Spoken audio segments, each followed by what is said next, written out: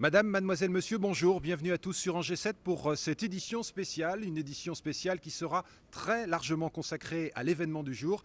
Et cet événement du jour ici à Angers, c'est bien évidemment l'ouverture des sarcophages de la place du Ralliement. Tout de suite, je vous invite à revivre ce qui s'est passé en toute fin de matinée.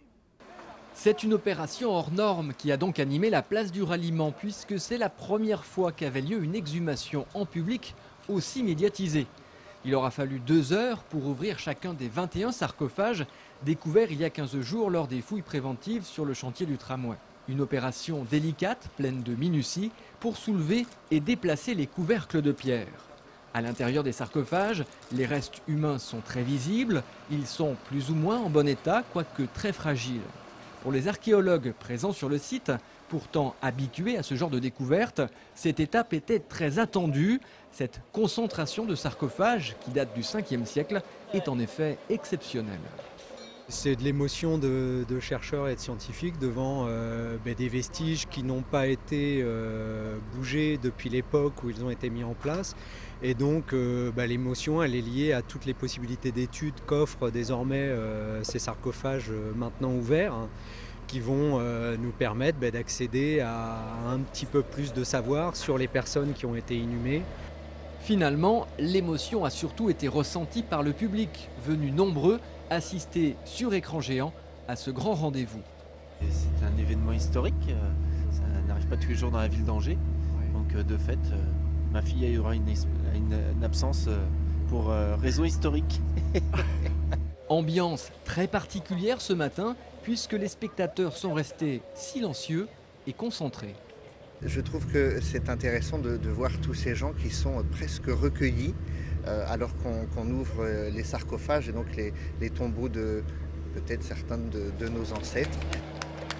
Applaudissements lorsque le sarcophage principal a été ouvert et cette question toujours en suspens, s'agit-il de la dépouille de l'évêque Saint-Mauris dont on soupçonne la présence? Cela sera difficile à confirmer. À cette époque, tout le monde, même les personnages les plus importants, étaient enterrés sans signe distinctif. On sait parfaitement qu'à ces périodes paléochrétiennes et notamment 5e, 6e, donc vraiment au tout début de la christianisation, il n'y a aucun mobilier avec les inhumations. Il n'y a rien. Et là, moi quelque part, j'espérais que peut-être pour la sépulture principale, on aurait peut-être une boucle de ceinture ou bien un objet particulier. Or là, il n'y a strictement rien. Alors, tout ça pour rien? Au contraire, les archéologues ont fait une découverte très intrigante. Certains sarcophages renferment 5 ou 6 corps d'enfants, ce qui est exceptionnel. Ils vont devoir maintenant expliquer cette volonté manifeste de regrouper ces corps d'enfants, ce qui pourrait indirectement valider la présence de Saint-Mauris.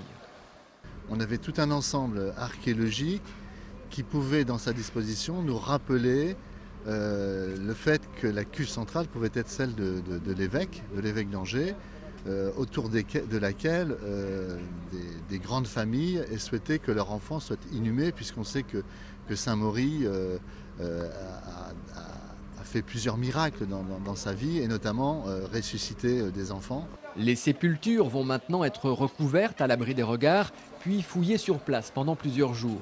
Les restes humains seront ensuite déplacés en laboratoire.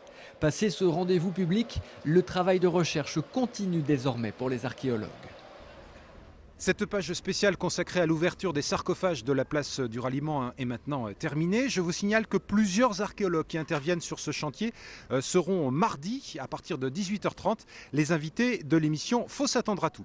Je vous propose maintenant de découvrir le reste de l'actualité. L'école Jean de La Fontaine de Saint-Sylvain d'Anjou a dû refermer ses portes un peu précipitamment ce matin. Vers 10 h, les 210 élèves ont dû être évacués par les pompiers dans cette salle communale à cause d'une odeur suspecte. On s'est rendu compte que ce n'était pas d'abord un problème de gaz puisque les services d'EDF, GDF sont passés et ont fait les relevés et que ça pouvait être un problème d'hydrocarbures.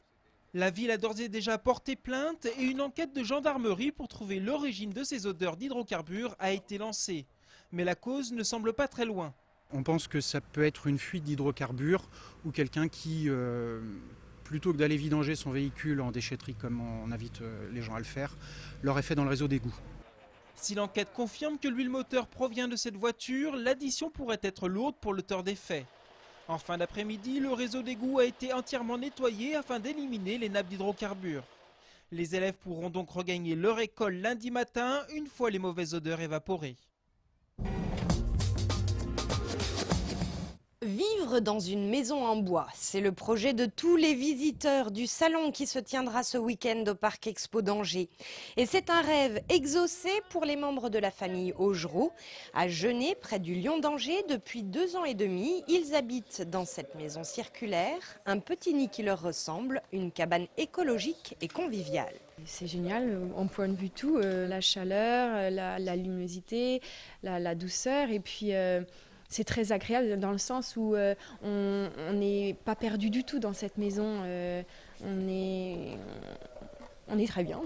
Poêle à bois et énergie solaire, grâce à 3 grandes baies vitrées, dès la première année, les Augereau ont eu la très bonne surprise de voir leur facture EDF sensiblement baisser.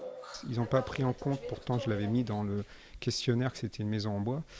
Ça n'a pas été pris en compte, ça a été pris en compte comme une maison traditionnelle et la première année ils nous ont reversé plus de 600 € puisqu'ils avaient surestimé la consommation électrique. Pour un coût d'environ 150 000 €, cette maison a été réalisée par un constructeur originaire du Nord, la Maison de Cèdre, qui a ouvert il y a 6 mois une agence à Beaucouzé. Un constructeur de maisons bioclimatiques qui s'est inspiré des yourtes que l'on voit en Mongolie.